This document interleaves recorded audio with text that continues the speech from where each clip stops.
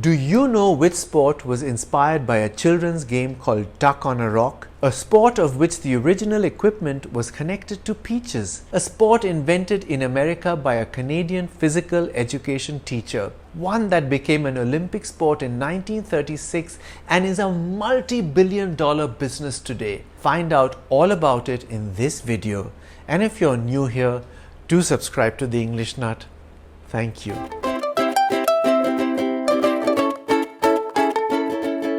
Necessity is the mother of invention. That's a cliche we've all heard. And the necessity that mothered the invention of basketball was winter and the related need for a sport that could be played indoors. Dr. James Naismith was a Canadian physical education teacher at the YMCA International Training School in Springfield, Massachusetts in the USA. In the winter of 1891, he was asked by Dr. Luther Kulik, the director of physical education, to devise an indoor game to help keep the track and field runners in shape. Dr. Kulik stipulated that it should be a safe game to play with minimal contact between players to avoid injuries. Dr. Naismith was given 2 weeks to come up with this new game. He harked back to his childhood when he and his friends used to play Duck on a Rock, a game that has been around since medieval times. It involves placing a big stone, the duck, on a rock or tree stump. While a defender guards the rock, the other players throw stones at the duck to dislodge it from its place. There's more to the game, of course, but I'll leave it at that for now. Throwing big stones around was certainly not a safe game, so Dr. Naismith decided to use a soccer ball for the new sport. The goal would be to throw the ball into a basket, a half-bushel peach basket, nailed high up on the railing of the gym balcony on either end of the court. Another way of safeguarding against the injuries that typically happen when two teams clash near the goal zone in sports like American football. On December 21st, 1891, the first ever game of basketball was played by two teams of 9 players each in the YMCA training school. Someone suggested that the game be called Naismith after its inventor, but Naismith himself said, "We have a ball, we have a basket, why don't we call it basketball?" And the name stuck. The inventor came up with 5 principles and 13 rules, and it was on the basis of these that the game was played. The first ever game ended 1-0 with the single basket scored by William R. Chase.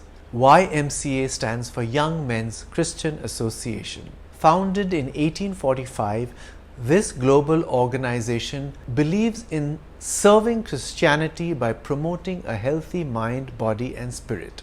It was started at a time when the Industrial Revolution drew many young men to the cities where the only diversions were taverns and brothels. The YMCA, often referred to simply as the Y, wanted to provide a more wholesome alternative to these activities. The YMCA not only invented basketball but played a big role in popularizing the game in America and around the world. Duncan Patton, another Canadian who was a part of the Y and also one of the players in that first game played at Springfield, later traveled to India, bringing basketball with him. He served as the acting general secretary for the Calcutta YMCA for 2 years.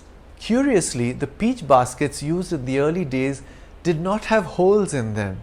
So every time a goal was scored, the game had to be paused while the janitor got the ball down. Even when holes were introduced in the baskets, they were not made big enough for the ball to fall through, and so a stick had to be used to retrieve it. It was only in 1906 that metal hoops with nets replaced the baskets and the ball no longer got stuck. 2 years earlier, the soccer ball had been replaced with a ball specifically developed for the game by Spalding at Naismith's request. While the history of basketball seems clear and straightforward, there is a controversy surrounding the invention. The alternative theory is that the game was actually invented by Lambert G.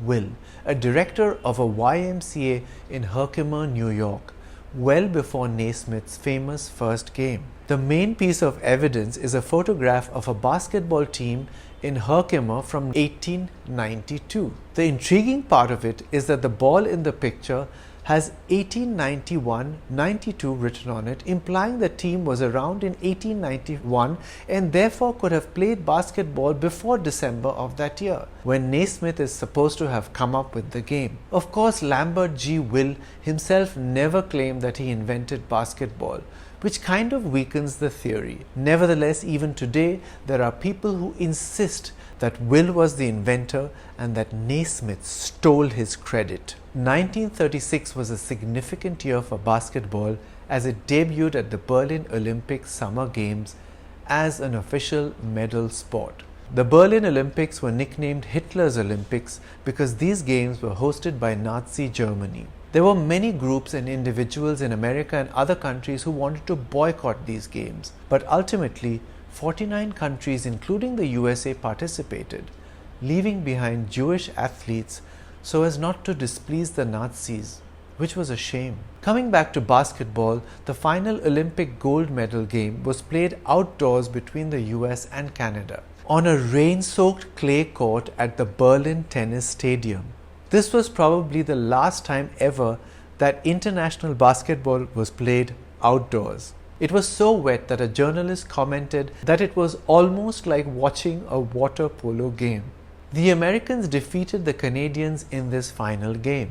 James Naismith, now 74 years old, was present and handed over the medals at the end of the game. He must have been proud that the two countries he called home won the gold and the silver, but what must have given him even greater pride was the fact that the game he invented in the previous century was now showered in Olympic glory, literally and figuratively.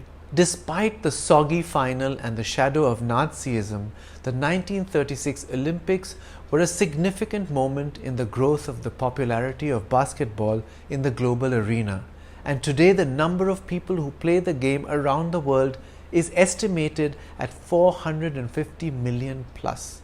If you know any other interesting facts or anecdotes about basketball, do write them below. Do subscribe to The English Nut and click on the bell icon too so you're notified the moment a new video comes out. I'm The English Nut. Bye for now.